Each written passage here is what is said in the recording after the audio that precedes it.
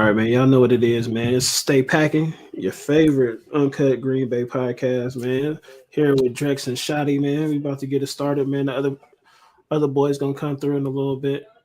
So uh we could hold on. We can start with the coaches, man. We didn't talk about that. So Shot, before you get out of here, what you think about the coaches, the coaching changes?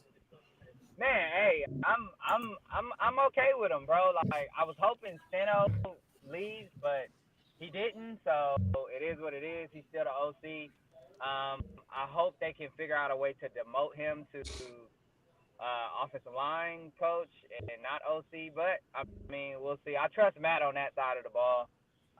He's still one of the bright young minds when it comes to offenses, especially on that side of the ball. So I trust him to get that figured out. But Gannon is our new DC, which I'm excited about because this is a guy that, he coached Philly to a Super Bowl, and that defense set a record that year with 70 sacks, which was insane.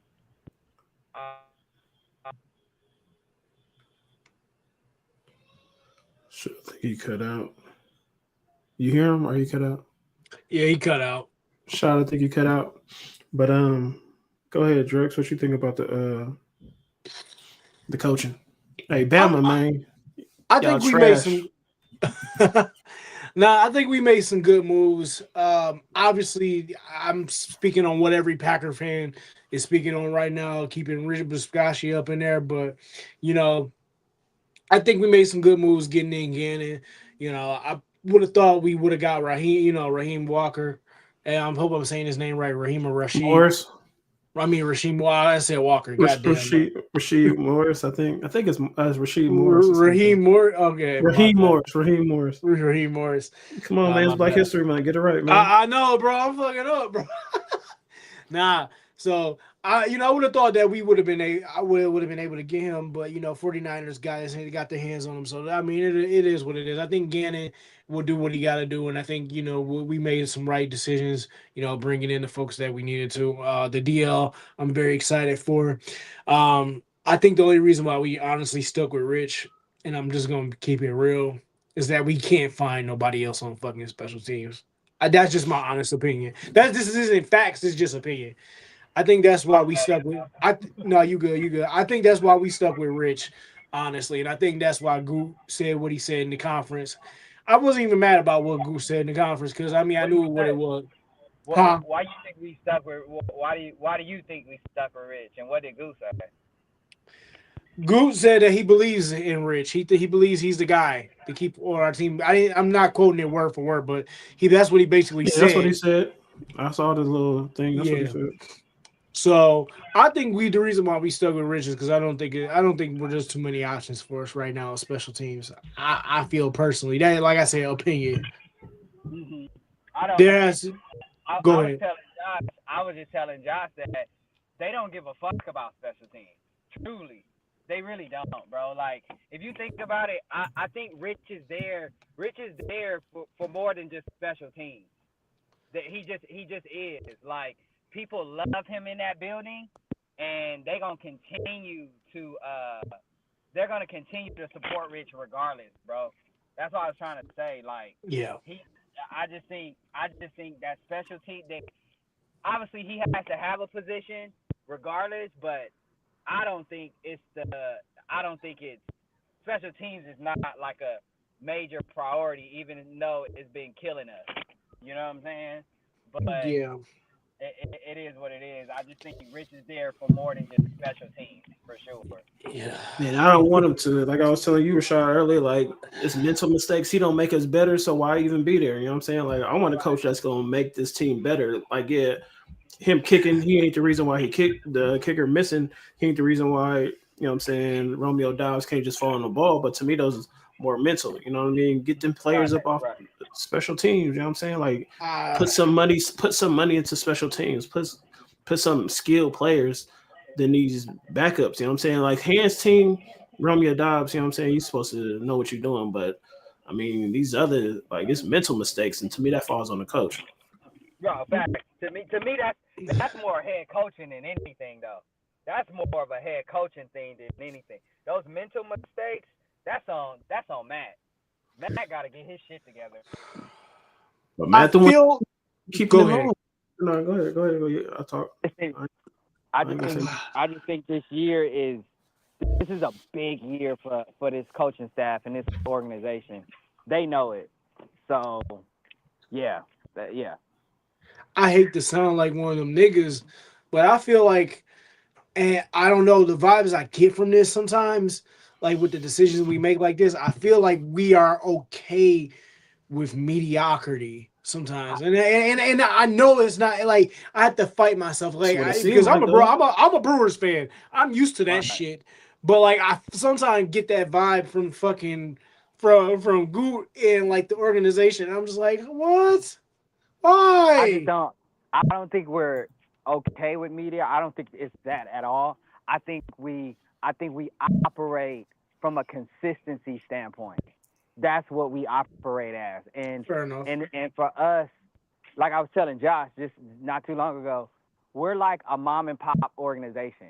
Yeah, You know, your mom and pops, old faithful, like they ain't never gonna change. They might tweak some things, but they never gonna change the recipe because the recipe has proven it's been successful for over 30 years. You know what I'm saying? So like, that's just how we move. We're not gonna just hire and fire. We don't move like that. And to now, has it bitten us in the ass at times? Yes, of course it does. But more times than not, it's successful, and I'm okay with that. You know what I'm saying? I'm more than okay with that. So that's just how that's my take on it. fair enough. And sometimes if you go in the mom and pop store, you go in them shells, there's gonna be some expiration dates, and that's what some of these coaches, you know what I'm saying? To me, Facts, they expire though. You know what I'm saying? Like it's facts. like I agree. to me, it's like why do we wait so long to get rid of people? You know what I'm saying? It's just like, Right, but I don't know if it was Ted Thompson or somebody. It's like he'll get. I know with players, I don't know. I don't remember if it was with coaches. He'd rather get rid of a player a year too early than a year too late. You know what I too mean? late. So Facts. I Yeah, don't. we That's we do not that with how it's been. we do that with players. We do that with players all the time. Yeah, We do that with players more than we do with coaches. yeah, I just don't get it, man. But with the Jonathan Gannon, I'm just hoping for the best. You know what I'm saying? Like I really didn't pay attention to the Cardinals like that. I mean, they gave us a Right. little run for our money. You know what I'm saying? They was to me they was decent on defense. They wasn't like a top notch defense, Well, they but didn't have the I mean they players, didn't bro. They have yeah, didn't that's have what the I'm saying. players. They didn't Yeah. have the personnel. I think they had Calais Campbell was like one of their best players, and he got Yeah. the most out of him. You know what I mean? Right. So he got better players to work with over here. So to me, I'm just hoping for the best, man. When it comes to Yeah, Rich, not Rich Gannon, but I like Jonathan I Gannon. like that hire Gannon though. I just think that Gannon hire was I either wanted him I either wanted him, Raheem Morris, um or Flores. And you know what I'm saying? We didn't get Flores or Raheem, so Raheem ended up going to San Fran. Flores goes back to Minnesota, and I was happy with Gannon because this is a dude who's coached in the Super Bowl, coached the defense in the Super Bowl, had a record-setting defense in the Super Bowl, and this is a guy who knows. I mean, he's one of the top defensive minds in the league. So for me, it made sense. So I love it, and I don't know if you guys agree with me, but I just believe Matt is like set it, forget it. He likes guys with head coaching backgrounds because he don't want to have to worry about that side of the ball. He just doesn't like because he got other shit to worry about. So that's just my opinion. Well, Ian just texted me and said, he said, will the coaching changes for the Packers make them better or worse? What you think? I don't. I mean, Mine's is a wait and see approach. You know what I'm saying? As a yeah, you Packer gotta fan, wait and see. I'm hoping for the best. You know what I mean? But will they? I mean, I don't see why not. You know what I'm saying? Like Halfley was a good coach, even though you know what I'm saying we clowned him about the 25 points. He still was a good coach. So I got to see if he's gonna be better, man. Because Halfley, he got this defense better, even though, like I said, he gave him 25 points in his last game in the fourth quarter. We going to me, it's just a wait and see approach. at least we wasn't a first round fucking exit in Joe Barry's last year in the fucking playoffs. Yeah, man. Like I don't know, man. I'll But raise that argument. well, with Joe Barry, but the thing with Joe Barry, his defense is played like Cookie. his defense was legit in the playoffs. You know what I'm saying? Like against the Niners that one year when they blocked the punt, like the defense didn't give up nothing. It was just the special teams and the offense messed up that game. You know what I mean? So it's just like he was trash all year long until the playoffs, and then it's like his team stepped up. You know what I'm saying? But I still wanted them going no matter what. Like Joe Barry just had to go. To me, that's like Rich Bisaccia. Yeah. Dude, you Old, gotta old, go. old. Yeah, that's what I'm saying. How old is he? Boy, like, dude, like 80. You know what I'm saying? Like, you All, don't need to be. yeah, all the leagues are moving in different directions, man. They bringing in young cats.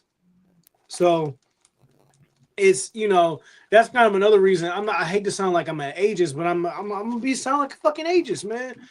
Rich Biscaccia like doing special teams like it's probably the 80s or 90s, man. Yeah, it's Like seriously. like I You know, understand they like him in a like you can like him in the locker room, but you don't have to be in charge of the special teams. You know what I'm saying? Like Right, you can do all that somewhere else. It's just like and Joe Barry, like right. that's Matt LaFleur's boy. Like if you want to be on the staff, he can be on the staff, but don't be in charge of the defense. You know what Of I'm the saying? 'Cause defense, right. you know what I'm saying? But like I said, I was telling Drex, man, when Joe Barry's defense came to play during the playoffs, man, that's all I know. Yeah, he did. But Yeah, he did. He did. when we yeah. needed a stop, he just couldn't get that stop. But Nah. for for 4 quarters, for 58 seconds, I mean 58 minutes, that boy's defense was He was playing. It's cooking for always like that 58 with us. minutes, You know what huh? I'm saying? It's just like, Right. dude, we give up that black punt, and then we can't Right. do nothing in the at the end because Aaron Rodgers had a chance to win it, and then we couldn't do nothing in the special teams. So Right. um, I could go over some of these. It says Jordan Love's rank in total QBR over the last 2 months, the last 3 seasons. He was first in 23, Yep. second in 24, and first in 25. So the boy been cooking, man. Yeah. So What it's that just tells me is he plays his best He just ain't got at that weapons time when he around can him. play his best. Right. yeah, Well, shit, he need an offensive line first and foremost. So yeah, he and that's what we was talking about too. That offensive line is crazy. The Yeah. fact, oh man, I do not like the idea that they put Jordan Morgan on left tackle. I have a gut I feeling do. that's going. I do. Oh, shit. I do. I'm gonna tell you why. He's a left tackle. He's not a guard. He was never a guard. Like me and Josh were saying, like we draft these tweeners and try to put them in multiple positions. No, if he's a tackle, let this man play tackle and develop it as a tackle. He's not a Thank you. guard. And I like I tell everybody though. I told Josh this. Everybody gonna really see Morgan is gonna ball the fuck out at left tackle next year. And all that buzz talk is you're gonna have to wipe all that egg off your face. A lot of people. I'm trying to not you, Okay, Drex, but I'm just I know saying. it's cool. I'm just saying. I'll take it. I'm just saying, bro. I want to get proved wrong. Could have had Smith and Jigba and Jigba wouldn't be in the Super Bowl right now. We would be in the Super Bowl. Like, you know what I'm saying? So I just that's about to ball out next year. He balled out this year. So I mean, I'm just saying, bro. People. One thing people gotta understand, and you guys know, we are Packer fans, right? Diehard Packer fans. A part of being a Packer fan is you gotta have a lot of patience because Yeah. that's how we move, bro. We do not move like these other stupid ass franchises. I'm sorry. A lot of people envy that though because we can be so patient. So I mean, trust me, it has its faults. I'm not saying it's perfect because it's not. We got our issues just like anybody else. But hey, I'd rather be a Packer fan than anything else. Fuck that. Yeah. No, for sure. I mean, that's the only thing I know how to be. It just shows to me that here come Adam. There we go. How you doing, man? What Good up, man. How you doing, man? bro? What up, What's dude? chilling, man. Glad you could join us, man. Absolutely, So, man. nah, we Thanks for was having me. nah, it's all good, man. You know, it's uncut over here, so say what you want. You know what I'm saying? It Oh yeah, is what hell it yeah. is. So, we could go back to we was talking about we just finished talking about the coaching changes. So, what you got to Go what's your Pack, go thoughts on the y'all. coaching changes? Personally, I like the DC hire. I mean, like I said on my podcast, I don't like that. We kind of feel handicapped in hiring him a little bit. Like, not that it's a bad hire, but like, sitting here that we had to wait to talk to Jim Leonard just because the way the tampering rules are. Like, I just think that's kind of bullshit a little bit. But, I mean, I like the hire. Appreciate it. I mean, I like the scheme. I like what he brings to our defense. Like, we have the guys for it. Like, I think, I was saying in my pod too, that I mean, he's going to have the best safety room that he's ever had, and he runs a lot of DB formations. He runs a lot of 3 safety formations. So, like, I mean, he's got the room for. Yeah, I mean, he's got the room for what he's trying to do. And I mean, when he has a good pass rush, I mean, when he was with the Eagles, they had almost 70 sacks that year. They won the Super Bowl. You know what I mean? So he's going to have a great pass rush now. I mean, we can say what we want about Rashawn Gary, but I was just about to say, what's your thoughts on Rashawn? But I like Rashawn. I like Rashawn. I mean, I think people overreact, bro. Like guys have bad years. You know what I mean? Like, yeah, he's horrible year, man. I mean, but the year before he made it to the Pro Bowl. Yeah. That's what I'm saying. I'm more disappointed because of the great season he had the year before. So yeah. I mean, and Drex right here is the biggest Rashawn Gary fan. Yeah. I think it's go ahead. I don't think we should cut him completely. Maybe like lower some cap. No, he definitely needs to take a pay cut. He take a pay cut or something until he gets it, together. Because I think going into next season, like honestly, I feel like who's going to really be our true edge rusher besides, Micah, obviously, I think is really going to be Lucas Van Ness. I think he shows some good plays out there, even in that Baltimore game, even though we lost that one. I think he's going to be agree. I think he's going to be our guy, honestly, and I think we should probably either cut him or give him a pay cut. That's all I can think of at that moment, man. I mean, I like him for depth. In general, like, I mean, having that many guys like Inegbari, I'd like back too. I mean, he's still under contract, I think. No, he a free agent. He a free agent. Oh, he is? Yeah, okay. That's my guy, though. I like Inegbari. That's my guy. My thing with Lucas Van Ness is before he got hurt, like to start the season, he was looking like he was taking a step up. Like he looked way better before he got hurt. And then after he got hurt, it was like he kind of went back to being like, all right. But he just was a filler. Out the gate, though, he looked really good. Like he looked way better. Like he was pulling moves out that he wasn't doing before. He wasn't just like only bull rushing guys the whole time. You know what I mean? Like. Mm-hmm. And I think that's Rashawn Gary's. He doesn't have the hand move. You know what I'm saying? All his only move is bull rush. You know what I'm saying? And throughout the season, you're going to get tired out. You know what I mean? So it's just, I think that's what Rashawn Gary needs to do is find another move except the bull rush. You know what I'm saying? Because it does work, but this season it didn't. You know what I mean? So that's I don't know. Like I don't know if he lost a step in speed or if he like just his hand movements weren't working because like he likes to hand fight. He likes to throw his hands around and like try to get around guys like that, but it just like wasn't working this year for whatever reason. I don't know.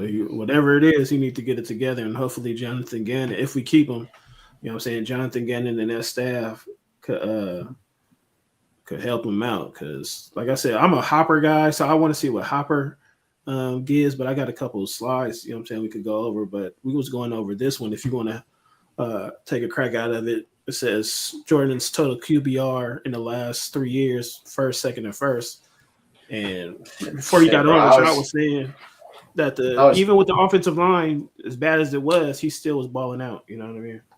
Dude, I mean, as I should be as a Packers fan, but I'm the biggest Jordan fan, like as far as like supporter wise, I mean, because like man, when I see shit on the internet, I was just talking about this in the podcast. When I see shit on the internet that like some people think he's average or overrated and shit, I'm like, y'all don't watch him, bro. Like y'all really don't watch him because you either just don't watch him or the games you do watch, you already come into it with some kind of judgment or a mindset to look at him differently. If you went into it just as like a fan of the game and watch him play, dude balls, bro. Yeah, Rex Ryan fucking bullshit. But if you've been on our last, you know what I'm saying, this year, we have other like if we play against a certain team, we'll have a fan come in. So most of their thing was, oh, he's not Aaron Rodgers. Oh, he doesn't have the it factor like Aaron Rodgers and Favre. I'm like, dude, this is his third season starting. Like they didn't even have the it factor. You know what I'm saying? It's just like, dude, this is his third season. What do you mean? This dude, I mean, if you look at the stats and you look at the game, this dude is legit. You know what I'm saying? It's just like, oh, he ain't it. You know what I'm saying? He doesn't give me that. But you'll see, you know what I'm saying, as they come in, you know what I'm saying, if you stay with us, it's we get a lot of Jordan Love faders, you know what I'm saying? No, if anyone says that, that's correct. Because first of all, you look at their stats. I mean, I think people have been posting it online anyway today, but he has the same exact stats as Aaron Rodgers through his first 3 years. Yeah. Almost but they say he don't have it, you know what I'm saying? It's crazy.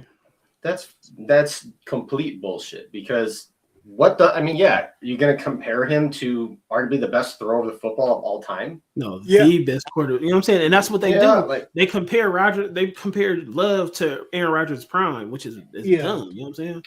People need to find some bullshit to talk about, bro. It was like his first year, like everyone out the gate's like, nah, man, he ain't it, this and that. Like, you know, everyone was saying all the shit, like, you know, like there was all that stuff flying around when we first it's backwards. It's like Jordan Love ain't that guy, but y'all say Caleb Williams is the guy. You know what I'm saying? Because he's making these throws. Jordan Love has been doing that. We've been making the playoffs his entire season since he's been starting as a quarterback. It's like his entire career as a starting quarterback. It's like, come on, man. But y'all want to be on Caleb nuts. You know what I'm saying? Which he has been making plays this year, but Jordan's been doing it consistently for the last 3 years. The thing with Jordan this year, Jordan was sneaky good this year. Like, because it was probably his best year ever. He had, as far as like, at one part, like the first 2 years, people were like, dude's got it, but he turns the ball over too much, right? No, he don't. It's just stupid. But that was the first 2 years. That's what everyone was saying, right? Like, you know, like everyone's like, he's real good, but he's more Brett Favre than Aaron Rodgers. Quoting Colin Cowherd there, but a lot of people were saying that shit. Like, he's like the gunslinger, but throws a lot of picks or whatever. Dude had 3 picks this year throughout most of the year. Yeah. Until like I think the Denver game. And that's completely bullshit, bro. I mean, going back to the Caleb Williams thing. I don't know if y'all watched my video, but like I didn't dive too much into it because I was leaving that day when I was making that video. But Caleb's done good things. I mean, like, yeah, he's a legitimate playmaker. He's the only reason the Bears even got to where the fuck they got. You know what I mean? Like, he made stupid plays in the fourth quarter a lot. He's a playmaker. He's been that way since college. That's how he got to be or drafted where he was because of his playmaking ability, not because of consistency, not because the dude reads defenses at a high level, not because anything. The dude is an elite athlete when it comes to evading sacks and just getting out of trouble. Yeah, his first year, he had an issue with it because his O-line was terrible. Yeah. Right. But this year, dude, Micah Parsons was in his face all game and he couldn't catch him, bro. No. He couldn't fucking catch him at all. And dude, Caleb, like I said, he's a playmaker, but he's got no touch on the ball at all. Like there's times like, when he's rolling out and just kind of like launches it downfield and it's a good throw. That's the only time he ever throws anything good. Like if he's standing in the pocket, dude, he sails like 7 passes. We said that all season. 15 yards. He plays in chaos. He plays in chaos. That's all he does. Well, then you'll watch Bears receivers. I'm sitting there watching games, and I'm like, guys are running 5-10 yard out routes, and he's just throwing 100 miles an hour at them, and it hits them right in the hands, but they don't catch it because he has no touch on the ball at all. Everything is just 1,000 miles an hour. Straight fastballs. And it's just, but they'll praise him instead of Jordan Love. It's crazy. Go ahead, Drex. I mean, well, I think it's a lot of bias behind that too. Why people are because one, you gotta think about it. I keep forgetting George Halas was one of the founders in the NFL. I think, right? Or was he one of the Well, executives? the Packers and the Bears are the two oldest teams in the league, so like they probably both of them have like that family's still in it. So yeah, they probably have some kind of say in something somewhere. You know what I mean? Yeah. So I think George Halas was one of the founders in the NFL. Um, I don't know but so actually. yeah.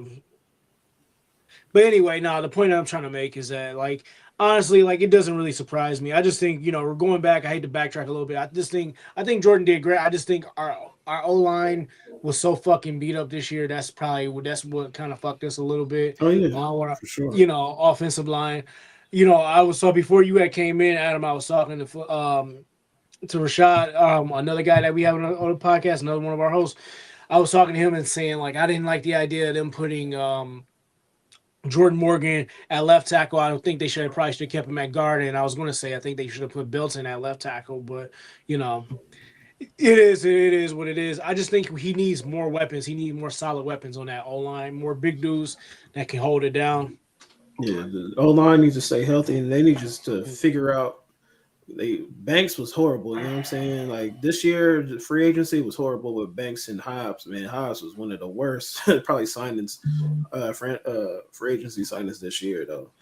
Well, Banks got better. He got better. He got the better second for sure. The second half of the season, he played a lot better than out the gate. Because out the gate, people were hammering him pretty hard about the way. But Hobbs was trash. But he's got to do something. I know he's been hurt all year, but that was he didn't even play the way he did on the Raiders. Like it was just not even close, bro. Trash. Like, and I mean, like to touch on the offensive line that you said. I mean, the injuries killed. I'm not a fan. Now that we're through the season, I'm not a fan. I guess Elton Jenkins obviously got hurt. But he wasn't playing well as a center to begin with. Like he was pretty average. Trash. Like personally, Ryan was better on center. Ryan was way better. Like I'd rather keep Ryan at center, put Elton back at guard. That's what we've been saying. Yeah. That's exactly what we've been saying. Obviously, Zach Tom's going to stay at right tackle, but left tackle, it's like Rasheed Walker didn't have as good of a year as he did the year prior. So it's like, do we keep him? I mean, or no, I think he's a free agent actually. Yeah, he's going. Yeah, I know we releasing his ass. Yeah, so then signing him back. Give Belton a shot then. Yeah. Give Belton a shot at left tackle. Oh yeah, I definitely think they're gonna put Belton in his place. Yeah, they definitely gonna put Belton in his place. I'm pretty sure we're gonna probably keep Banks. I think we should really cut him. Honestly, give him a pay cut. Well, they said they're keeping. I don't know if you saw it, but the Gutenkins came out and said they're keeping everyone who's currently under contract is staying for next year. Yeah, I saw. Yeah, but I know Rasheed Walker going. I know Jenkins is going. I would like for Dobbs to stay, but we don't know how that's going to pan out. Fuck, I was going to make a video about that. That's funny. That wide receiver space is heavy, man. Yeah. It's deep, but we're gonna get to that. We got a couple of these before we get into the free agency. What y'all think about this? Should the Packers be aggressive trading up in 2026? No. You just say where we at? We ain't know. The draft's weak, especially in the places of need or the places of where we need to fill spots. This draft is weak this year. There's no point. Like if there was like a guy that is going to fall to the late 20s or something like that, that was like that should go higher or something like that, then yeah. But there's just I don't see it. I got to do a little bit more scouting on the NCAA and like all the players and stuff. But like from what I have watched, this draft's kind of weak in the first round. That's what I've heard. I'm not the biggest college guy, but I've heard this draft to not have a first round pick is not the end of the world. No, the Cowboys need it more than we do any damn way. And they traded. So I don't see us trading up, unless it's that guy that failed and we think, they got a first round grade and he dropped to the second round and they really want him and it's a position that we need. Maybe then, but at the same time, it's like we always do good in the second. I ain't gonna say always, but we usually do good in the second round. We do better in the second round than we do in the first round for the most part. So I'm not too too bad, or I wouldn't be too mad if we stay where we were at. All right, so this was saying the defense with Michael Parsons and the defense after Michael Parsons. So the first one shows week 15 to the wild card. This just shows the biggest difference. You know what I'm saying? The points per game, 28 points without Parsons, and then 19 with him. That's to me is just crazy. Even we were a good defense with him. You know what I'm saying? Yeah.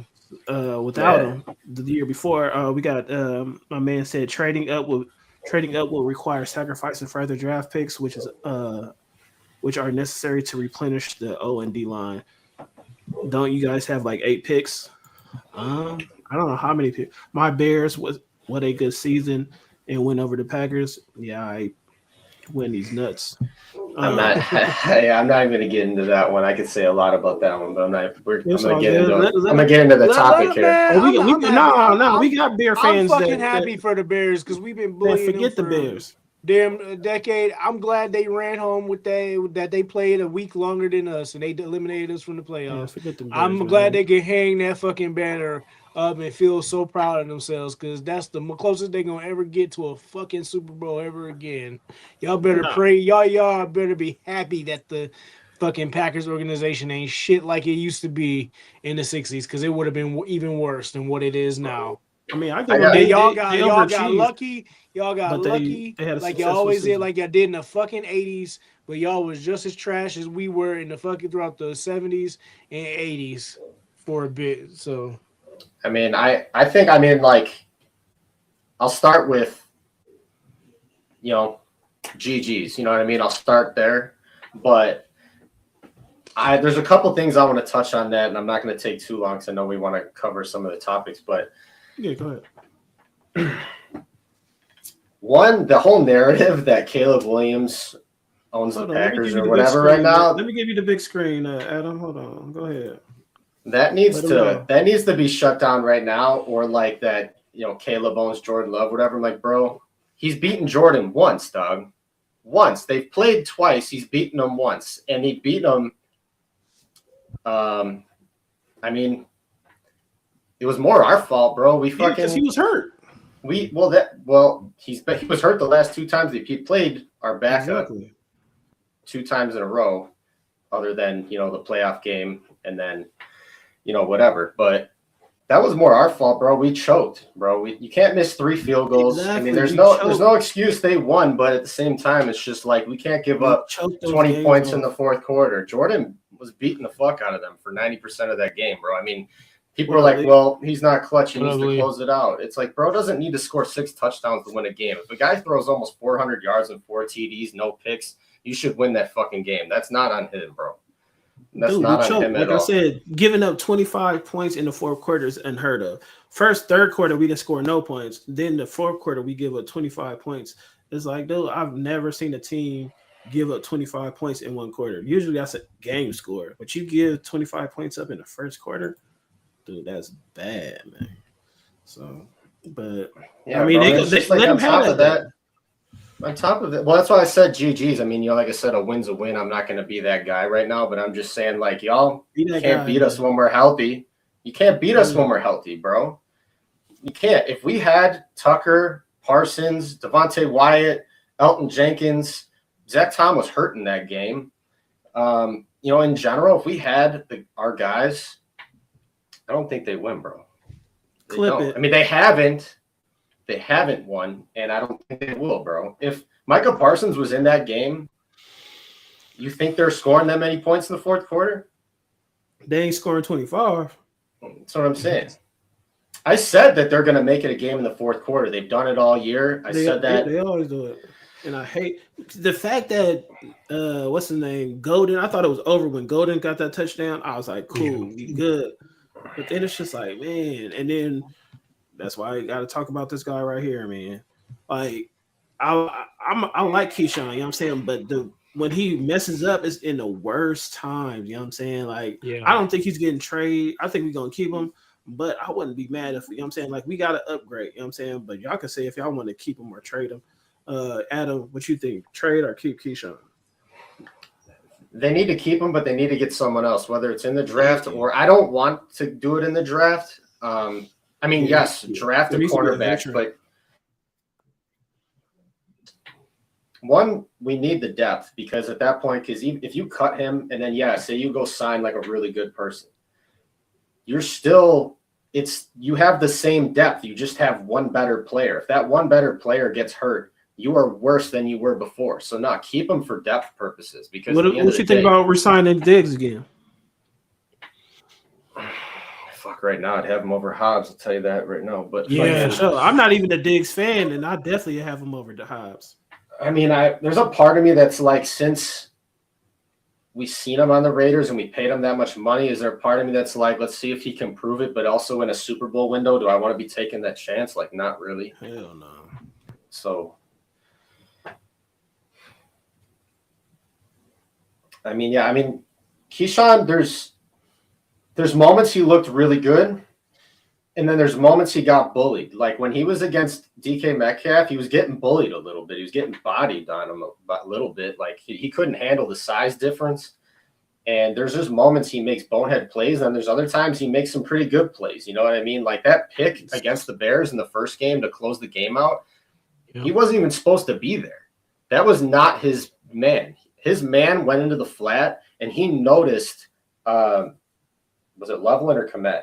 Whatever. He noticed him come free, broke off his man, and made a play. That was a great awareness play by him. But so he does things like that, and he does have like sticky coverage at times, but sometimes he just so gets far bodied. in between, man. It's true, but like I said, I mean, I'd rather have him as my second corner than Carrington Valentine. I like Carrington Valentine, but I don't feel comfortable as him as our second man, and then our top guy goes down if they sign somebody, and then that's your number one. I don't feel comfortable with that. Not in a Super Bowl year, you know. Right. Carrington is my favorite, but he's definitely worse than Keyshawn. You know what I'm saying? Like he can't tackle. Yeah. He's just bad. You know what I'm saying? He like can't tackle he's for a good number shit, two. Bro. He can't tackle for shit. I mean, he's good off the press. Like he's real aggressive. He likes to get feisty in there, but like he can't tackle for shit. Yeah, like Jesse said find a replacement for him on special teams and then trade him. If not, keep him around. He's definitely a great special teams kick returner. Yeah, I think they were too worried. I mean, they put him back there. Like at first they were trying to keep him away from it, like earlier in the season, and then they put him back there when the other guys couldn't do nothing. And then, but I think they were worried about him getting hurt. Yeah, because that special team is so trash with like Bisaccia. But I mean, at the same time, like I'm with you on that. But at the same time, like Packers have not made it a precedent to like get good special teamers. Yeah, we was talking about it earlier. Like to me, they have to put some more money into that. Put some more skill guys, like because Rashad, the guy he was on before, he said that the organization just loves Rich Bisaccia. To me, they can love him all they want, but if you're not helping special teams, put him somewhere else. You know what I'm saying? He ain't got to be the special teams coach. He could still be in the organization somewhere, be on a coaching staff somewhere, but not in charge of the special teams. Because under him, I'm not saying he's the reason why we missing kicks and stuff like that, but it's like he not helping the situation. You know what I mean? So get Bisaccia up out of here. To me, Keyshawn, why not put him on kick return, man? Spark a fire or something. Because man, this special teams is so trash. Bro, we haven't had a kick return for a touchdown since 2014. Yeah. And who did that? Cobb?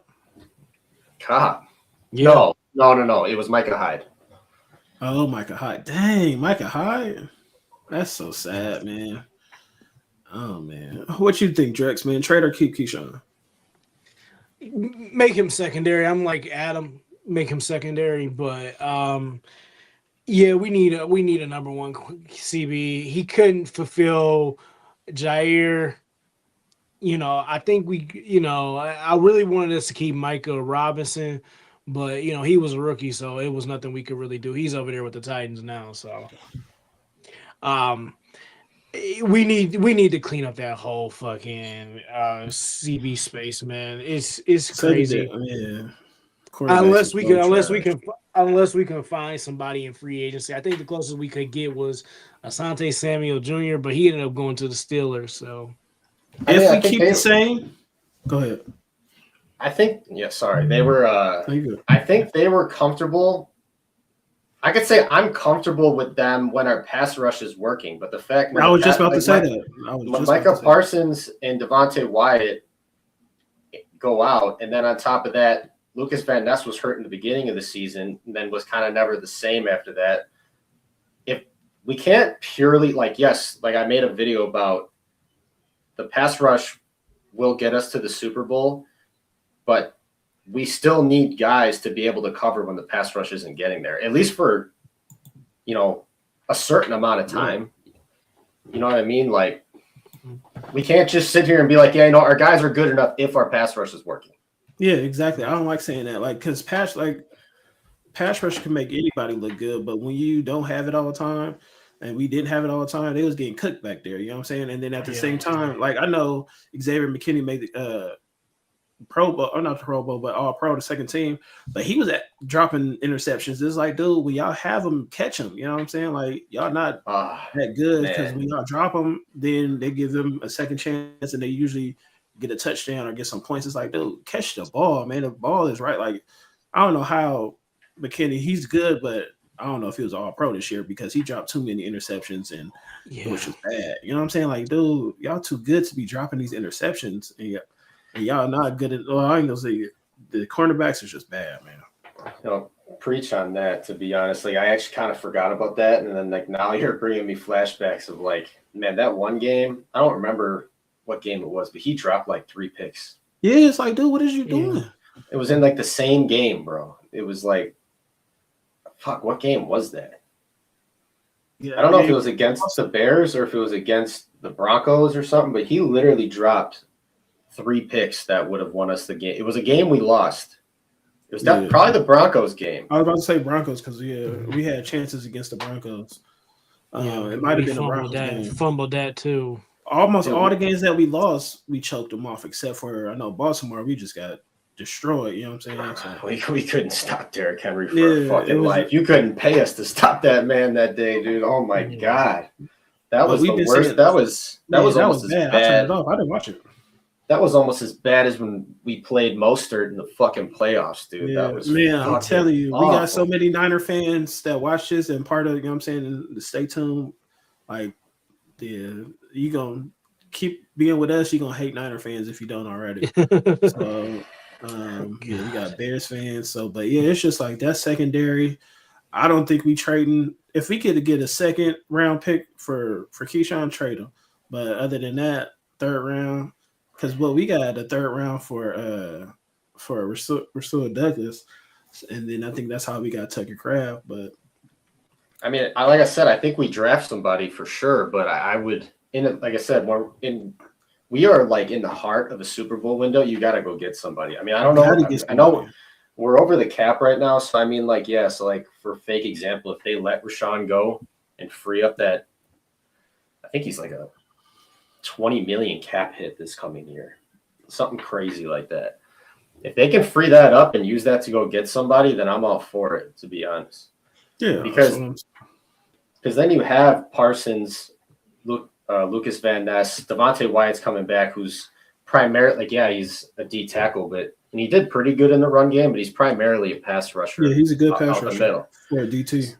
So you got guys there. So I would go get a corner personally, but. Yeah, I'm a corner. Rashad and a couple others think that we're gonna go trenches. I wouldn't be mad, but if you go trenches in the second round, you definitely got to get a cornerback. But I want a quarterback in free agency the most. So they're gonna go D tackle. I put money on it. We need it because they. Like I said, I mean, Devontae Wyatt's great at rushing the passer. He's decent at stopping the run, but they need another big body in there. Nazir Stackhouse did okay, for a rookie, but they need someone with a bigger body that can stop the run back there. Yeah, Sorrell's more of a pass rusher than a run stopper. So we're gonna get into these free agency notable free agents. So go ahead, Drex. Who you think? Who would you like to see go and stay? I would like to see stay is Quay, Dobbs, and Igbari. This is me being realistic, by the way.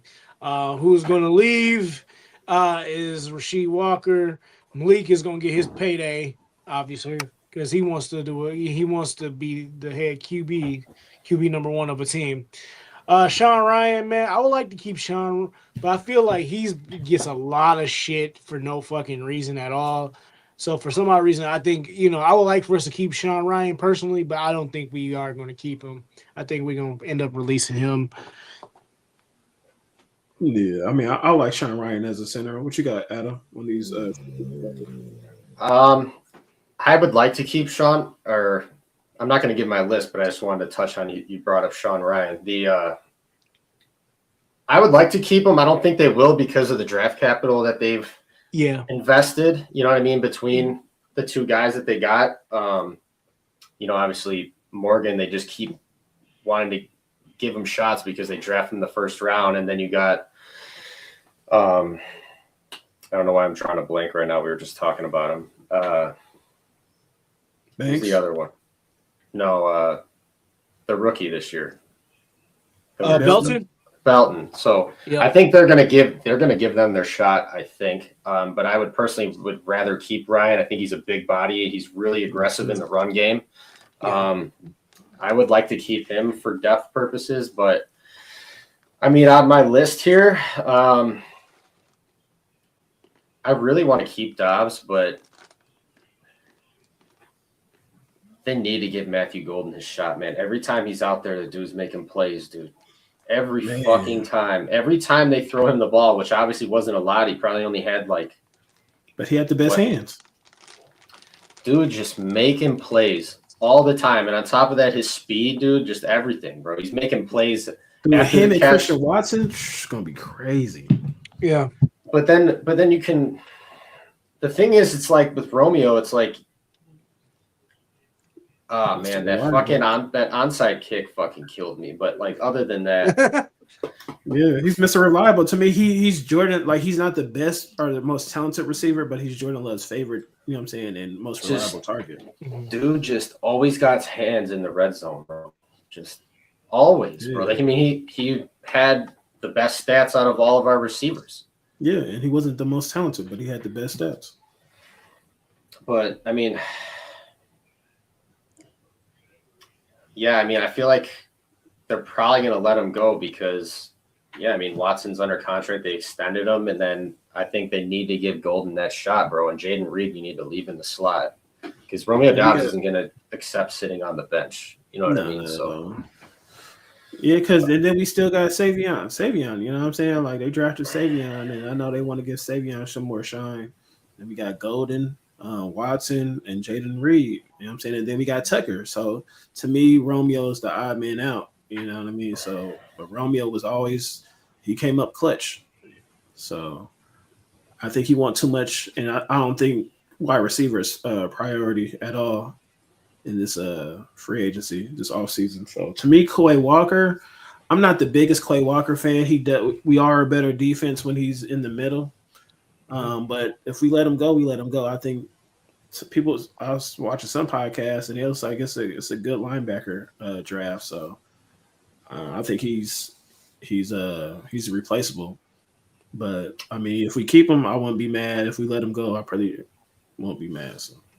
Honestly, the way Isaiah McDuffie played this year, if you asked me this last year, I'd say hell no, keep him. But this year, Quay looked good in certain games. He's been doing this. There's some games he looks really fucking good. He's got a great PFF rating, and he just in general looks good certain games. In other games, it's like, where the fuck did you go?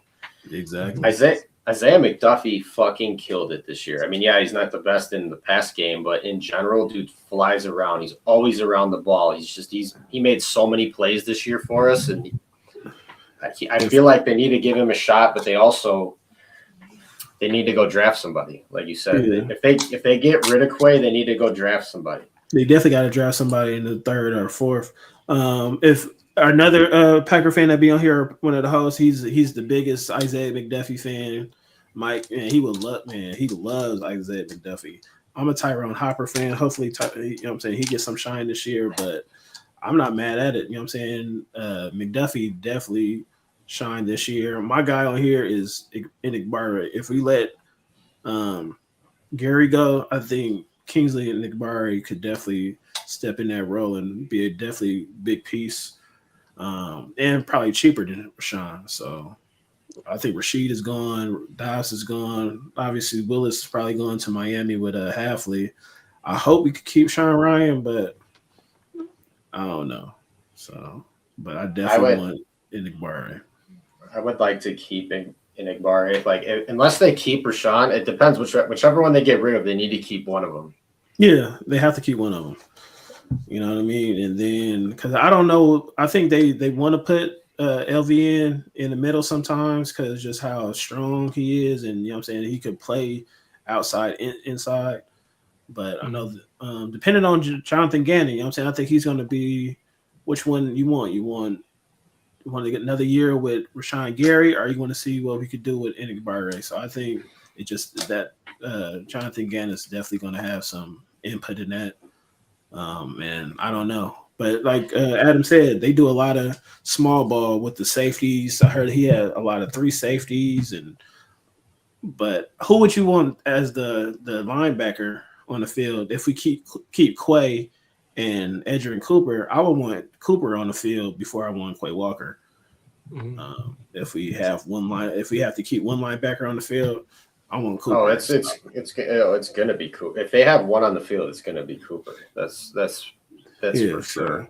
I wouldn't want to pay Quay Walker all this money, and then if we playing a lot of dime and a lot of, you know what I'm saying, small ball with safeties and corners on the field and one linebacker, why are you paying Quay all this money when Edgerrin Cooper is the better guy, better linebacker? So and he's faster, bro. So like if he is the one guy out there, he's gonna close the gap. You know, he's the fastest guy we got. He's more of a playmaker. You know what I'm saying? Quay Walker, he makes a lot of tackles. I know Rashad, a lot of people got mad at me when I called him the black Blake Martinez, because all he do is really get tackles. You know? He The black Blake Martinez. He is, man. Like, and he doesn't get too many like game changing. Like he does once in a while make a game changing play, or like I don't want to make it seem like I just dogged him, but I mean he does get a pick every now and again. He does have some speed too. So like I said, there's games he looks really good, but he's really inconsistent.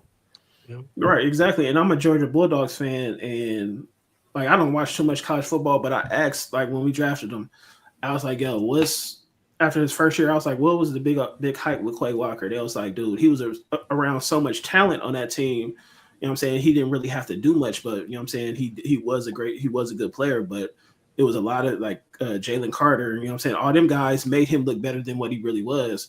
And I'm starting to see that now. You know what I'm saying? Like he wasn't, I mean, he's definitely inconsistent, but they said he benefited the most out of that Georgia Bulldogs defense.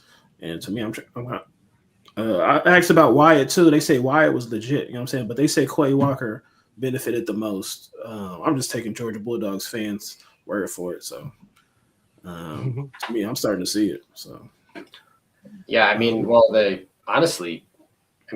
a dog. I like him a lot. I mean, if he stays healthy, he does a lot of good things. He has a wicked spin move for a guy that size.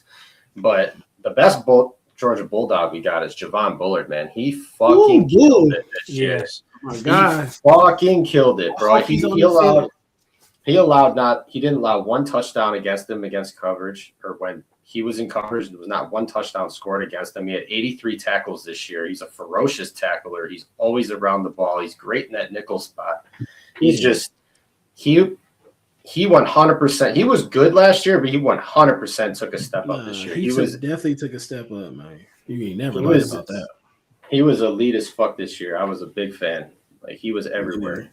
And if Jonathan Gannon, if that's true, how he like to have 3 safeties, I hope Bullard is the guy, because I want it to be Xavier McKinney, Evans, and Bullard on the field at the same time. Dude, people aren't talking enough about Evan Williams. Evan Williams fucking killed it too. He had 100 tackles this year. He had, I think he was the. Fuck, I was just looking at this. And I was about to give up on Evan Williams, but this year. No, he was great last season. He was better than McKinney. He was better than McKinney this year. So, I'll let Adam. I got called a Bears fan for what I'm about to say. Mike said it.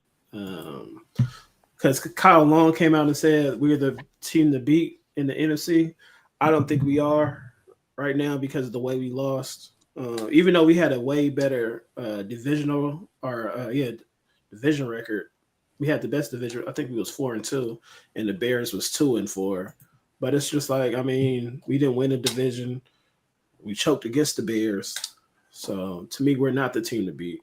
Like I said, the Bears overachieved, and to me, they're the only team in the division that had a successful season. You know what I'm saying? To me, as a Packer fan, we didn't have a successful season. You know what I'm saying? Because of, we can say whatever, the injuries or whatever it had to. We didn't. To me, we didn't. It's Super Bowl or bust. So I don't think we're the team to be in the NFC North. So Adam, if I you mean, yeah, found, like you said, it's hard to say that, like, obviously given the way it went, but at the same time, like, I'd argue roster wise, we have the best roster. Yeah, we have the best roster 100%. on paper. But I mean, but when they're healthy, I mean, before everyone got hurt in the Broncos game, we were right there, dude. We were top 3 teams in the league. Right. So, Yeah, like, I what you mean, think? I was trying to find Drex? this shit. Yeah, go ahead. Drex, go ahead. Drex, you think the Packers are the team to beat in the NFC North? This would be the last question. I think so. I think we can. We just gotta. We should be. I think we are, and I think we should have been. Injuries unfortunately set us back. Bad play calling. Us being unable to stop the run in a lot of games. It is what it is. But I think this is, hopefully, by next season, it's not too many fucking injuries, and hopefully we all click in. Matt lets Jordan be Jordan out there, take the handcuffs off him, and let him just do him without fucking holding him back. I think that's what a lot of fans are also kind of pissed at Matt about, So that's all I really want. I think we can do that. Oh, that's what I was trying to get. Yeah, Evan Williams led the team with 3 interceptions, 5 pass defenses. He had 100 tackles. He had 89 on defense, 11 on special teams. I mean, dude was a beast, man. He's definitely underrated. He's underrated, man. Yeah, that's the biggest steal of the 4th round since Bakhtiari, bro. Yeah, I forgot about Bakhtiari being 4th round. Yeah, but to me, you can't choke. You know what I'm saying? Like I said, the record wise, we was 4-2 in a division. It's like we should be the team to beat because we swept. We swept the Lions, who's supposed to be the big bad team coming out the North, and then we split. Obviously, I mean, with the Vikings lost that last loss, I don't really count it. You know what I'm saying? It is what it is because, that was just stupid. But Bears, we should have beat the Bears. Well, especially since last year, we won 1 game. It was 1-5. It was 1-5 last year. We fucking dominated this year in the division, and on top of that, the Bears game. I mean, they didn't even beat the Lions, sweep the Lions. The Lions swept their asses. They got swept. Well, that and fuck, dude, we would have swept the Bears. We would have swept the division. If Romeo fucking catches that onside kick, we sweep the Bears. Yeah, everything. I think that Denver game was our fucking Achilles heel. Honestly, it hurt bad. We had like 6 guys drop in that game. And what pissed me off, right? And what pissed me off about that fucking game even more, I don't really hate too many AFC teams, but I hate the fucking Broncos. But still, because we lost that Super Bowl. I'm still holding that grudge. I'm just playing. Nah, but that was our Achilles heel. And we made Bo Nix look, man. Yeah, and we made Bo Nix look like a fucking. I'm a Bo Nix fan, man. I can't lie. I'm only a Bo Nix fan because nobody else like him. So everybody was saying he gonna come out. He's just a professional student and stuff like that. I've been a Bo Nix fan, but it's just like the way we lose is the worst. It's like we was talking before, like especially in the playoffs, like we find the worst ways to lose games. You know what I'm saying? It's like, why do y'all find a worse way to lose that you did before? It's like, come on, man. Why is it always on some fucking bunk ass play, bro? That's what I'm saying. It'd be always like on some. It's like always on some. We never the only time we've ever gotten our ass beat was by the 49ers that 1 year. Exactly. Otherwise, it's like we always just do some bonehead fucking shit. But I did want to mention when we were talking about the injuries or whatever. Mm-hmm. You realize how bad You know what Tucker Kraft's receiving numbers were this year? Yeah. So like 400, 500? So he played 8 games. So Romeo Dobbs is our leading receiver with 724 yards and 6 touchdowns.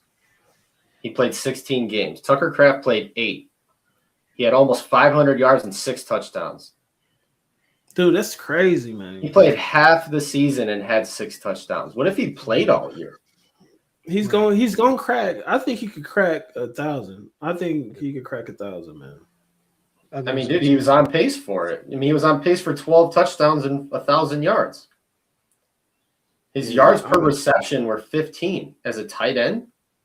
Right. And everybody on Loveland nuts, you know what I'm saying? Loveland is legit though, but y'all forget about Tucker Kraft. It's like now Loveland, you know what I'm saying, he got this shine. It's like everybody forget about Tucker Kraft. I'm like, dude, Tucker Kraft is better than Loveland. Loveland is nice, but Tucker Kraft is that dude too. You know what I'm saying? 100%, bro. They was on the Lions bandwagon, and now they on the Bears. Yeah, Laporta last year. Laporta was the best. Yeah, exactly. It was all Laporta last year. Sam Laporta. Yeah, everybody was all on him. Tucker Kraft, man. When Tucker Kraft, because it's what Tucker Kraft does after the ball. After he catch the ball, that boy is the yak god. That boy, man, come on. Dude, that guy looks like fucking Gronk out there, bro. That's what I'm saying. There's nobody right now that's better than Tucker Kraft with the yak. You know what I'm saying?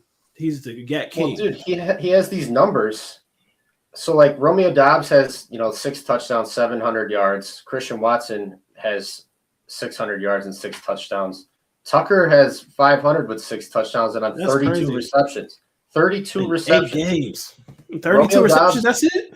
Yeah, Romeo Dobbs has 55 receptions, was for 700 yards and 6 TDs. He has 500 yards, 6 TDs on 32 receptions.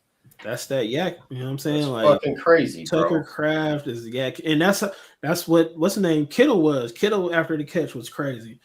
Tucker after the catch. Kittle's a dog, bro. I met him in fucking Hawaii and I was fucking bullshitting with him for a while. It was funny. Yeah, I like Kittle. Like, I don't like the Niners, but there's certain players that I like on the Niners, and Kittle's one of them. Yeah, he's from Madison. He actually was a Bears fan growing up, which is a surprise. Yeah, because I know a lot of folks up in Madison in the Dalles area, like they tend to be Bears fans. So, yeah, you about to go out there tomorrow, right? I'm about to go to Deer Park, the Deer Park office, the suburb out in Illinois. Oh yeah, you're not far. Well, that's not far from me. But you in Chicago, right? Yeah, but I grew up in Chicago, but I live in the suburbs now. I'm in Elk Grove. Before we go, how is living in Chicago, man? Being a Packer fan before we get up out of here. I love it, bro. I love the hate, bro. I fucking talk hella shit, bro. It's fun as fuck, dude. I mean, most of the time they're like, you have people who are just salty, and then you got other people that are like, hey man, you've been beating our ass forever. You got like, people who are humble about it, but I mean, it's fun though. You know what I mean? I've been dealing with all my life, so I'm used to that shit. So I think it's funny. Man, I'm not gonna lie. I was out there like back in December. November, I had to stay out there because I managed a site out in Chicago in the Deer Park office as well, and besides Milwaukee out here. So I was going to Will's Northwood Inn, a Packer bar, like a lot, and I felt like for the first time in a long time, like in Illinois, besides Waukegan, where most of my family's from, I actually kind of felt at home seeing a lot of Packers fans up in there. Of course, Bears fans was coming in. We didn't give a shit, but they were cool and we all talk shit and have fun. But yeah, bro, there's a few, bro. There's a few. I used to go to. I've been there. I went to. I don't know if it's open anymore, but it was Kroll's in South Loop downtown. You walk in there and it was a divided bar. So like the bar was big as fuck, and half the bar is for the Bears and half the bar is for the Packers. So literally it was just full of Packers and Bears fans all in the same bar, but they were all watching their own TVs on one end of the bar. It was funny as hell. But dude, Northwoods Inn is kind of lit though, but you gotta like wait in line to get in that motherfucker because it's usually around the block. I need to come out there. You gotta go early. I went at 10 o'clock. The first time I went, I realized, like, yeah, you got seats was reserved, all that. I had to stand and shit, and I hated it. But like, you go on a weekday, it's not too much traffic, or you go in on a Sunday at 10. I made sure I met out with met a buddy over there who's a Packer fan as well. I told him like, look, I got the front reserved for us, so nobody can say you can't, stand anywhere. Yeah, it gets packed as fuck. Like the few times I was there, it took like a half hour or so to get in that motherfucker because the line was so long. But they have like a cool outdoor area and shit like that. It's not a massive bar, but it's pretty cool though. Yeah, very small. So. I got to get out there, man, because I'm in, I'm saying, the Bay Area, California. So I got to deal with a whole bunch of Niner fans. My man, she said, no dog in the fight. Got the Packers better defense next year, and the offense is a wash. Who y'all won in the first round? We don't have a first round pick, so I don't know who we gonna get in the second round. You can't gauge the second round. So, I want it position wise. Yeah, I was about to say I could go position wise. It's either a tackle, somebody in the trenches. I wouldn't be mad if it's an offensive lineman, but trenches and then cornerback or secondary, man. So I mean, we got 2 picks. I think we got 2 picks in the second round. So I mean, we got 2 picks. If I'm not mistaken, yeah. I'll look that up right now. I'm pretty sure. But Adam, man, you're gonna have to come back, man. Like it could get crazy up in here. Like I said, we have different fans come on, they give their perspective, and then we got a lot of Niner fans that's gonna hate. We got a couple Bears fans that be on here talking crazy. So, man, stick with us, man. It's gonna be some trash talk, man. Oh yeah, you know what I'm saying? Like Bears fans, and like I said, I had to give it to Caleb this year. You know what I'm saying? He made the plays to beat us. But it's like if you really but he thinks Caleb Williams is better than Jordan Love. It's like, how is he better than Jordan Love? Like, he says he doesn't see the it factor in Jordan Love, but you see the it factor because of all these comeback wins.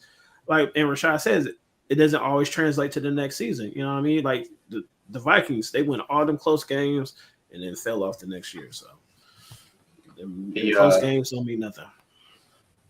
Yeah, they do. No, they do have one. I thought they had 2. I could have swore they had 2, but they have 1. Did they trade it away?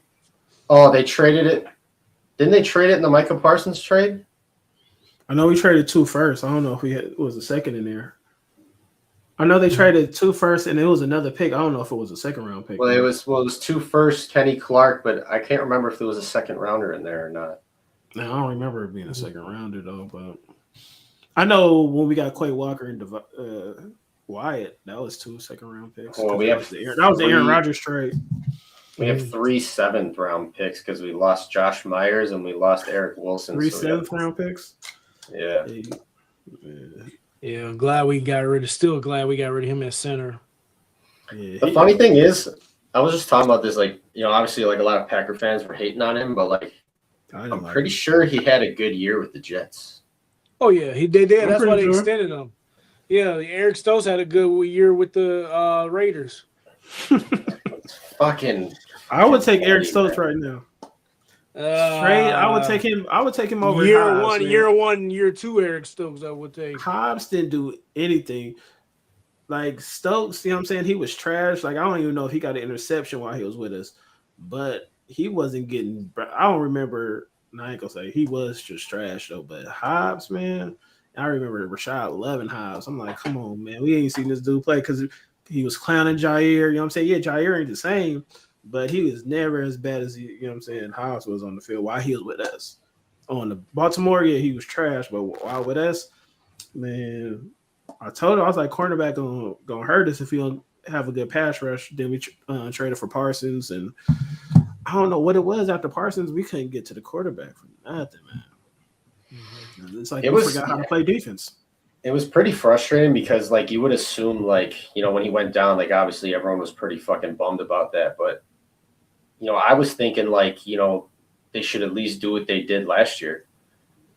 You know what I mean? Like, they should at least, like, not that our pass rush was elite last year, but it was better than this. It was better than this. Yeah.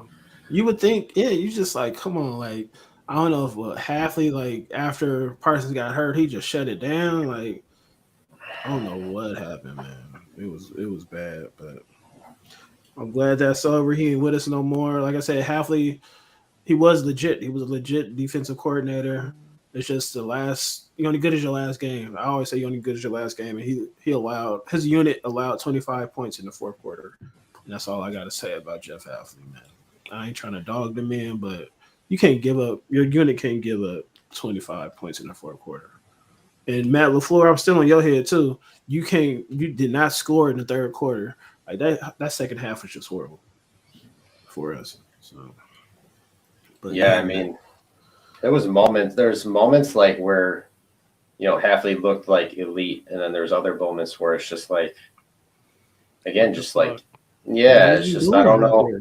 What's that called? I don't know. I mean, I know like at the end of the day, the players have to make plays, but it's just like, that's how I feel. You gotta do something, bro. Like, I mean, you gotta do something. Like, I mean, if your pass rush isn't getting there, you need to start because that's what you did before. Like, I think Edrin Cooper was a rookie last year, right? So, like, they had him blitzing so much more last year. Man, a lot more. I don't know. Like, he didn't fall off to me. He just wasn't, to me, he didn't take that next step. And I think it's because of the coaching, too, though. You know what I'm saying? Like you said, they didn't blitz him almost at all this year. You know what I'm saying? And he was making plays. Like, dude could tackle. You know what I'm saying? It's like, why are you not using Edrin Cooper like you did last year? Yeah, but I don't really think he took a step back or anything. I think they were just using him differently. They were just using him differently than they were before. They use him more as a linebacker. It's just like, nah, send this dude. Like, this dude got killer instinct. Like, this dude is a playmaker. He's more of a playmaker than all the linebackers we got outside of Michael Parsons. It's like, let that boy go. So hopefully, like I said, I just hope the best, man. I'm tired of the lip service with the coaches and the GM. Like, dude, just win the game, man. I don't want to hear it no more. Just win. Stop. I'm just tired of losing and we lose. Yeah, because it's funny. Because like I said, we never get our ass beat. Like, it's like, yeah, the Ravens did, but other than that, like, we never get our ass beat. It's always like some dumbass shit we do. Like, it just, and we've been saying it all year. Like, we beat ourselves. And like, yeah, people look at that as an excuse, but it's just when you look at that from our point of view, it's like, yeah, they can call us biased and homers all we want, but like we're watching the game, dude. Like they're doing dumbass shit, dude. Like, you know what I mean? Like, it's just like, it's just what the fuck is happening, bro? Like, I don't know. In the worst times of the game too, it's like, dude, why are you doing this right now? Like, and y'all praying that we make those dumbass mistakes too. It's like, dude, like, what are you like? I don't know, man. It's just like in the playoffs, you make like the secondary can't cover no more. Like, y'all can't tackle, or even in the season, like Valentine, like wrap up. Like, dude, okay, the first game you missed that tackle. It's like, why are you still trying to just hit people? Wrap up, and he never learned the whole season to wrap up. It's like, dude, what is you doing? Like, out of all people, I don't know how. I don't understand how, bro, because like I played football and it's just like, dude, you learn to wrap up in like fucking early like JV high school. You learn how to wrap up, bro. He in the pros and don't know how to tackle. And it's just, dude, like he fucking killed me when we played. I don't know if it was the first or second Detroit game, but it was the one the touchdown they scored right before half. Quentin Johnson, and he fucking Dude had him dead to rights in the fucking backfield, and he just throws a shoulder at him, like side hit him, throw a shoulder at him. Dude bounced off him and ran in for a touchdown. I was like, yeah, because bro, if you don't want to take the hit, grab a fucking ankle, bro. That's what I'm saying. Grab an ankle, grab something. And other people will come and make the tackle. I forgot because I know St. Brown was out the game. Yeah, it was their second receiver. I forgot his name. His goofy ass. It was. I don't know if it was Jameson. It was Jamo. Yeah. We made Jamo look like he was, man, top tier. You know what I'm saying? Because we couldn't. We can always talk about it. We got plenty of off season to talk about.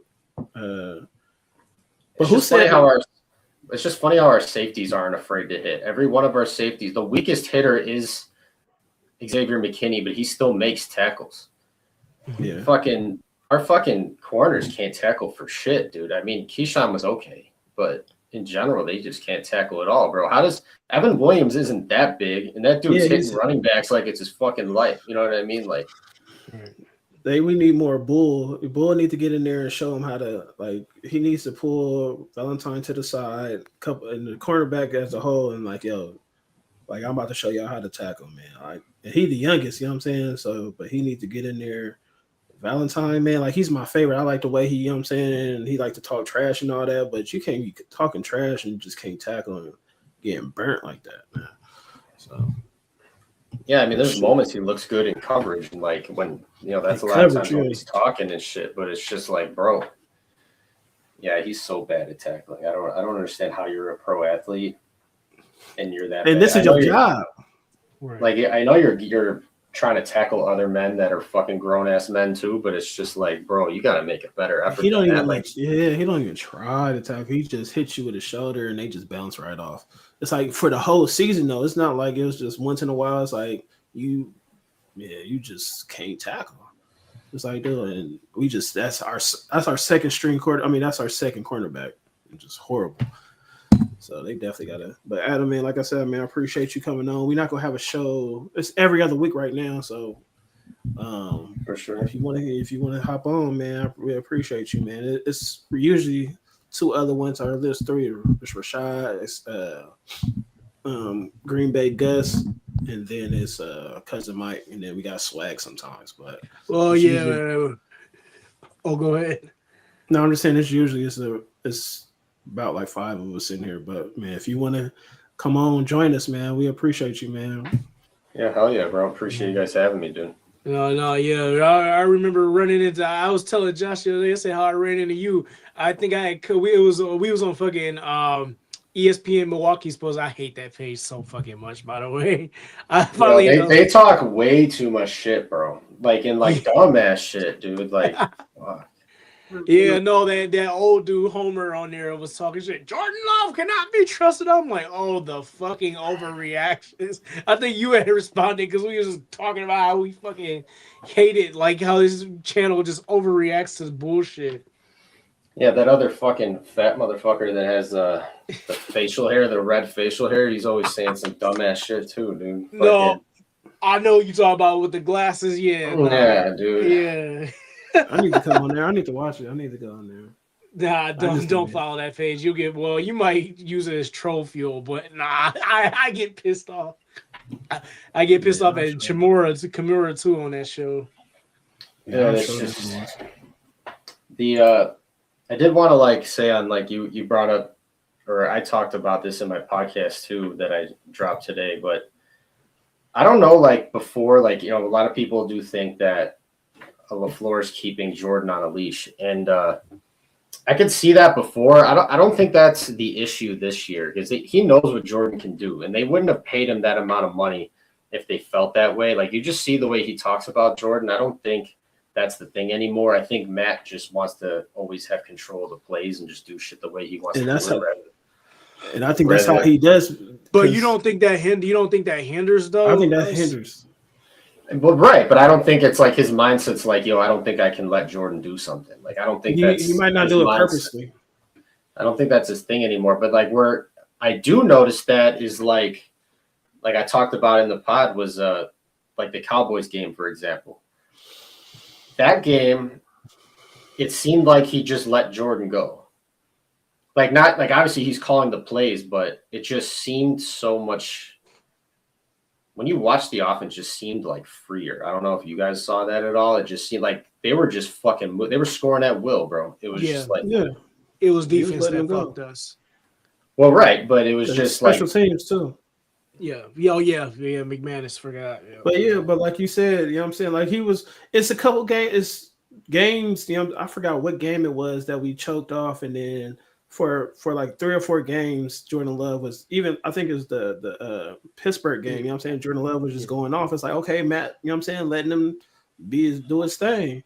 And it's just like, because before that, it was like, we were saying on the podcast here, we was like, Matt LaFleur always plays not to lose than to, you know what I'm saying, to win. You know what I'm saying? Just keep your foot on their neck and keep on going. And then he chooses, because before that playoff, before we played the Bears, it was like, he was doing that. And then it's like the second half, you want to reel it back.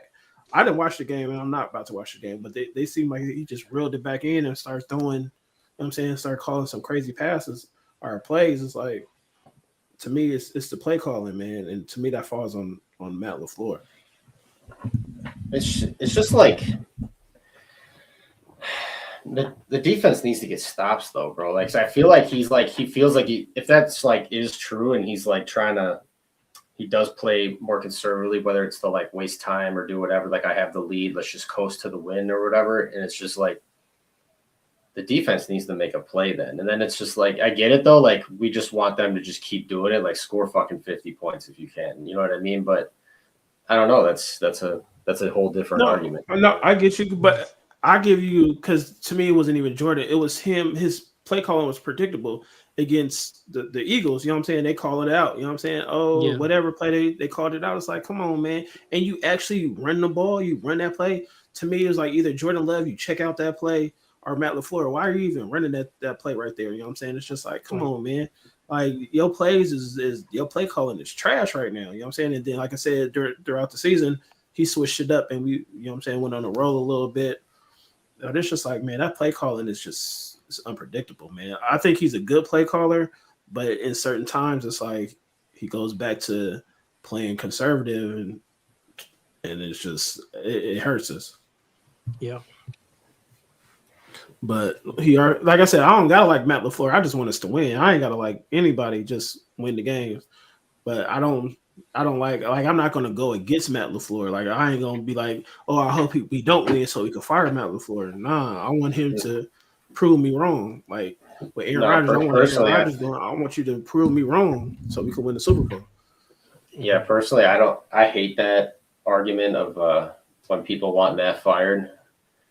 Like, I get the frustration 100%. I understand it, but I don't want your team to lose. Like, it was weird.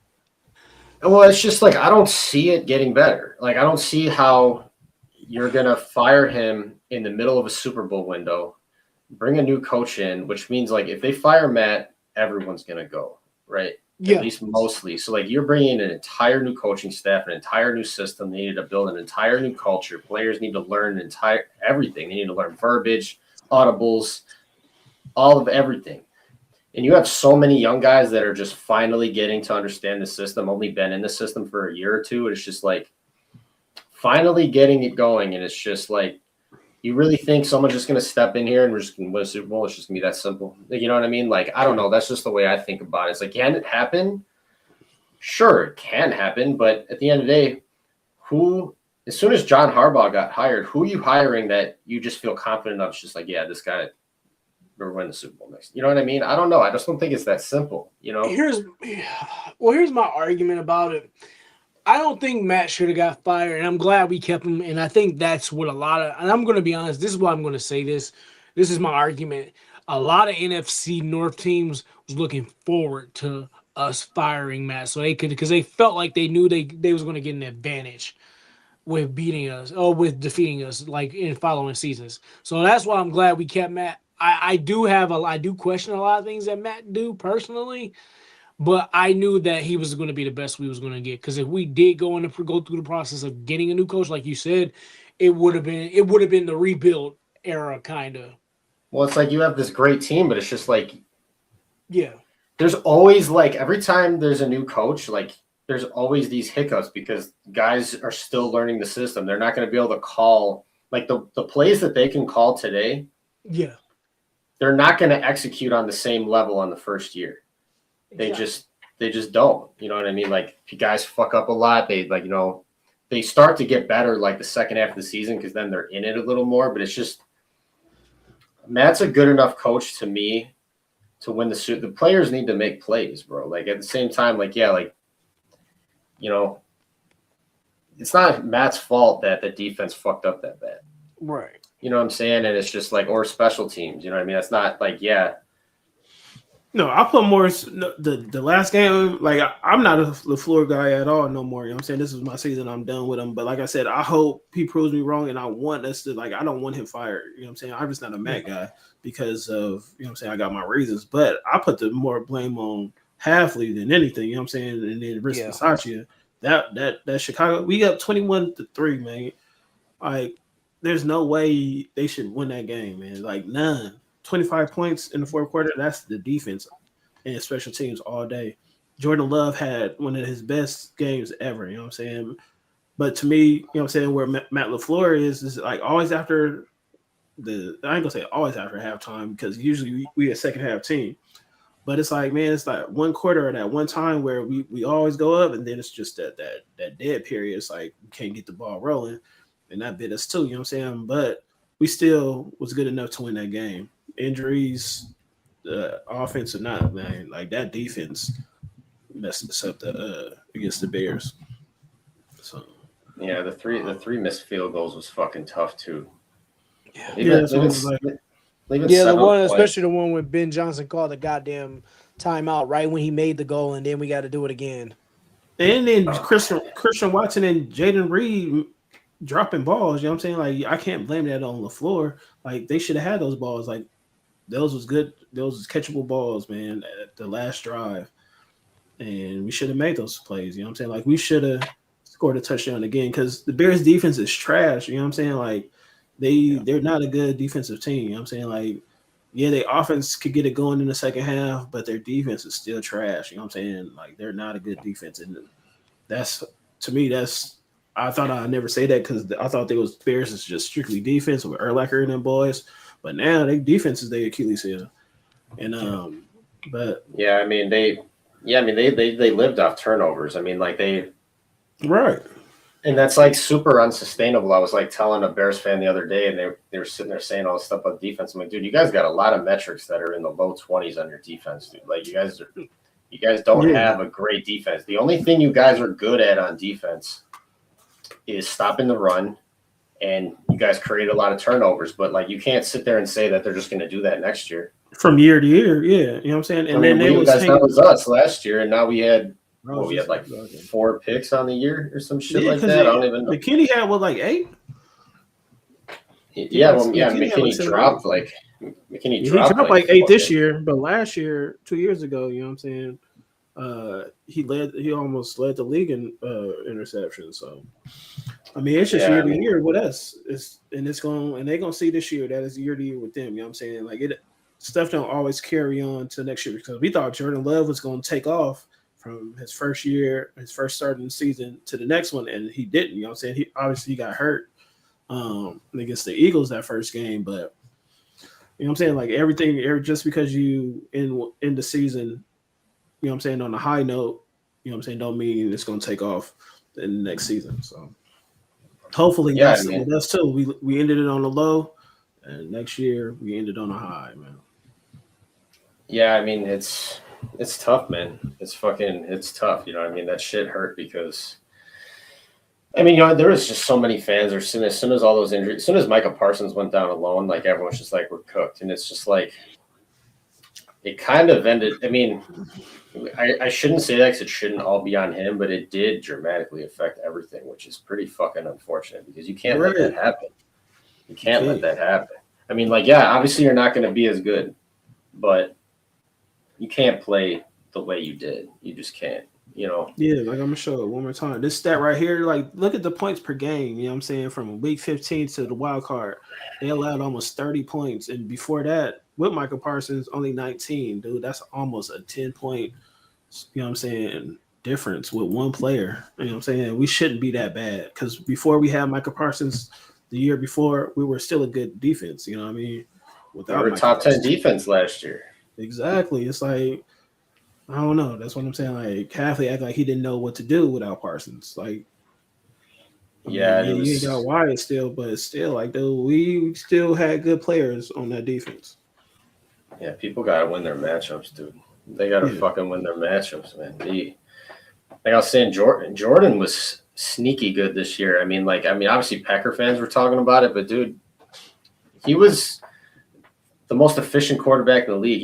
He was number one in EPA per play in the whole league. Even without that stat, he's top 6 in like almost all metrics. Yeah, especially with a clean pocket. Like when you protected Jordan Love, he was the best in the league.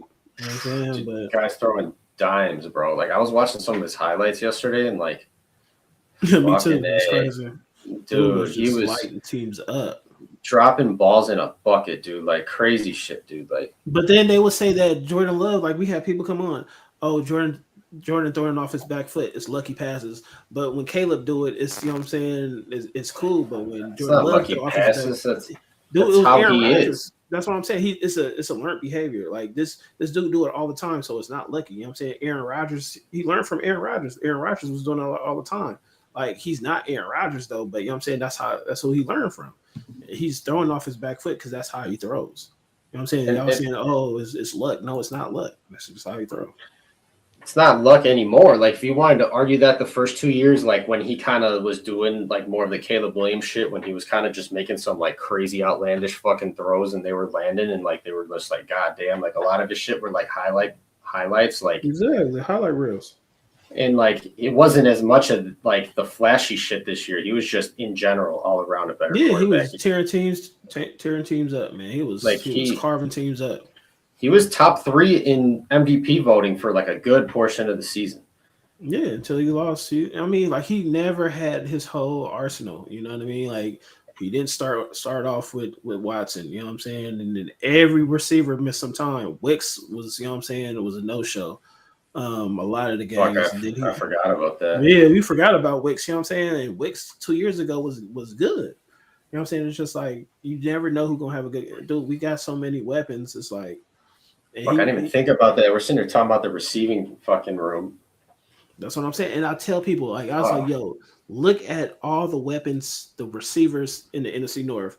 Look at Minnesota. They're better than us talent wise. Look at Detroit. They better than us talent wise. And then you can say the same thing for Chicago. Talent wise, they're better than us. But we got Jordan Love does the most with the least talent. You know what I mean? Like, come on. If he had the talent that those other teams have, man, you couldn't tell me nothing, man. Jordan Love is killing with them teams. You know what I'm saying? Like for real. He does the most with the least. I mean, I think people outside, I don't even say outside of our fan base, but some of our receivers are a little underrated in my opinion. Like I think some of them are pretty fucking good. Like Jaden Reed's a dog. Devontae Wicks, when he wants, like he has some insane moments too. It's just like we need to fix the inconsistencies a little bit, but I feel like people underrate them a little bit. That's just my opinion. Like I had a Bears fan say like our best receiver would be their number 4. I'm like, you're fucking stupid, bro. I ain't going like, you're fucking like you're wild. Every one of our receivers would be a number 2 on every other team. That's what I'm saying. They're fucking crazy, bro. I'm like, who's better than fucking our receivers? The only receiver you have that's better than ours is technically DJ Moore. He didn't play that good this year. DJ Moore is. I was like, your third receiver is Zacchaeus. Zacchaeus would be like our 5th receiver. So like, exactly. I don't give a fuck what he did this year. He'd be like our 5th receiver. I'm not going that far, but they, you know what I'm saying? They top heavy. You know what I'm saying? This is Jefferson, is St. Brown, and then you know what I'm saying, and then it's DJ Moore. Like, yeah, like.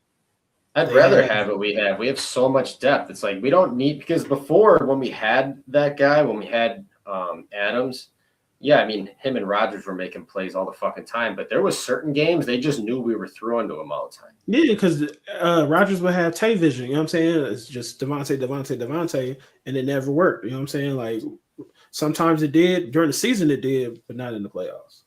And it's just like I would much rather have wide receiver by committee, especially like.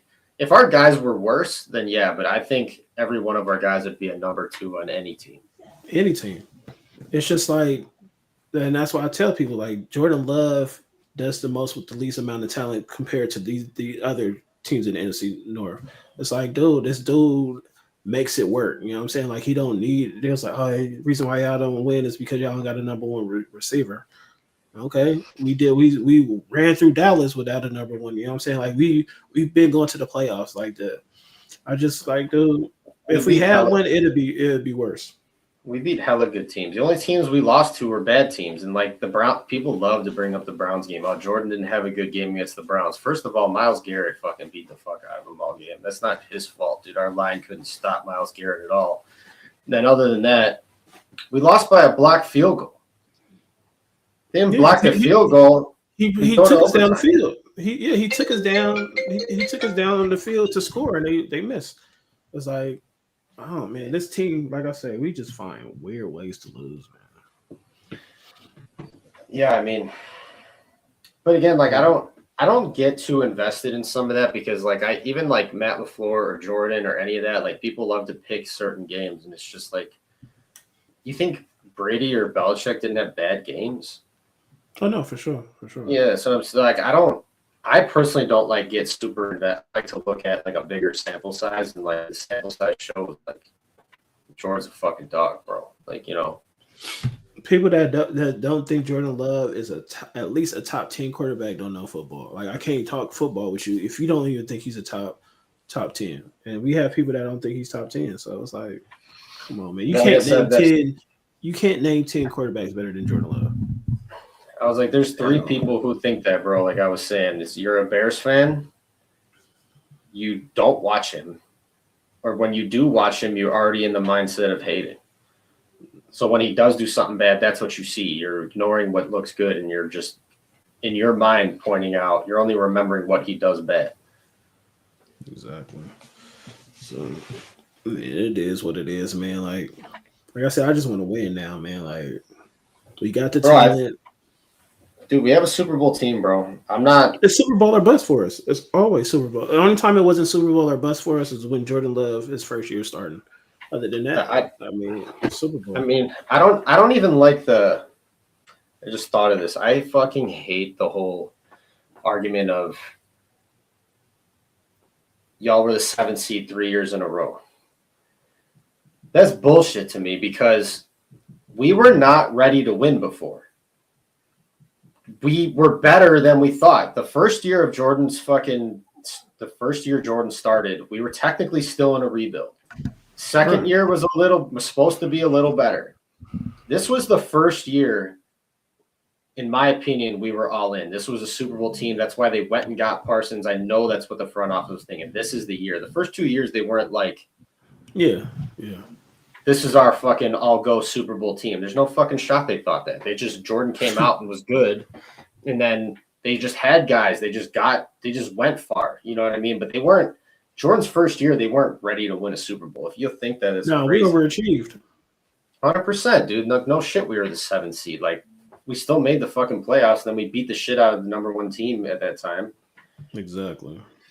But this year is a disappointment just because this was the first real Super Bowl year, and it just sucks. It was derailed by injuries, and I hate like the argument like, you know, injuries are part of the game, this and that. It's like, yeah, that is true. But when you have that many impact players out, you're no longer that team of advertised anymore. You're just not. Like, yeah, every team has injuries for sure. It's gonna happen. But when you lose 7 starters that are your main people, you ain't the same team anymore, dog. If you go far without those people, that's fucking insane. Yeah. You know what I mean? Like the Niners. Again, that's what happens. But that's what happens when you lose guys. They were fucking just like us. They were fucking decimated. And like, luckily that was the first or second game of the playoffs, fucking Brock Purdy went on God mode. Yeah. But then they walked into Seattle and got their fucking shit kicked in. You know what I mean? They came back down in reality. So because they don't have their guys, bro. Yeah, you go so far with your players, your playmakers. I mean, the other part about the injuries is look at the final 4 teams. I mean, there's 2 now, but look at the final 4 teams. They're healthy. They're pretty fucking healthy. Like, yeah, they probably have some injuries, but they have their stars. Yeah, all 4 of them did. Yeah, I was watching Locked On Packers, and yeah, he was saying how they were the most healthiest teams in the league. So, yeah, bro, they were. They are. I mean, look through the Patriots are healthy as fuck. Seattle's healthy as. I mean, they probably have some injuries, but they're not missing Jared Verse. They're not missing you know what I mean. They're guys. We are missing our guys. You know, all of our fucking guys that tore 6 knees got torn this year, and it was all of our best players. Exactly.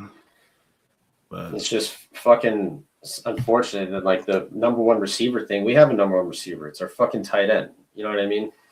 Yeah, that's our go-to.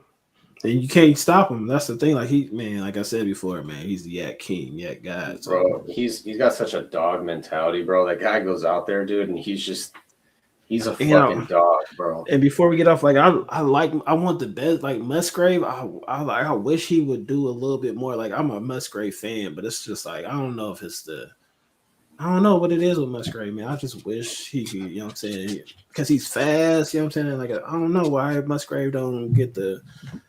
I don't know. He ain't getting it right now. So I feel like they're just not using him enough. Like, cause like clearly that first year, he looked really fucking good.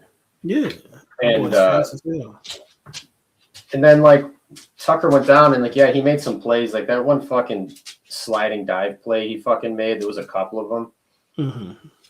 And like he made some cool plays, but I don't feel like they used them enough. They weren't using them the way that they were using before. And it's just like, why wouldn't you go back to that? Like you're Matt LaFleur had him in the first year. He cooked all that up for him in that first year. It's like, why wouldn't you go back to some of that? And he cooked it during Dallas. You know what I mean? Like that Dallas playoffs. Like he had the to me the only knock on him at that time was he couldn't stay on his feet. You know what I'm saying? Like he for some reason he just couldn't stay on his feet. He didn't catch the ball. He was just so clumsy, but he could catch though. You know what I mean? Like, I mean, one thing he fine, dude. I mean, I don't care if he catches a ball 20 yards downfield and falls. That's 20 fucking yards, you know. But it was like he's so fast. Like there has to be plays and the ways you can use Musgrave. So yeah, I don't think they used them right this year, dude. But yeah, they need to learn from this shit, bro. Because I'm frustrated too, bro. I think it's fucking. Oh bullshit, yeah, that's why I'm like all that. I'm tired of the talking they doing. Like, dude, just win. So hopefully, you know what I'm saying. But hopefully, like I said, man, hopefully you come back on like we doing it every other week since the season not here. During the season, we do it every week, or we try to do it every week. But man, I appreciate you coming on, man. For sure, man. Thanks for having me. Yes, sir, man. So till next time, man. We up out of here. Bro. Yeah. Sure, bro. Have a good night, bro. You too.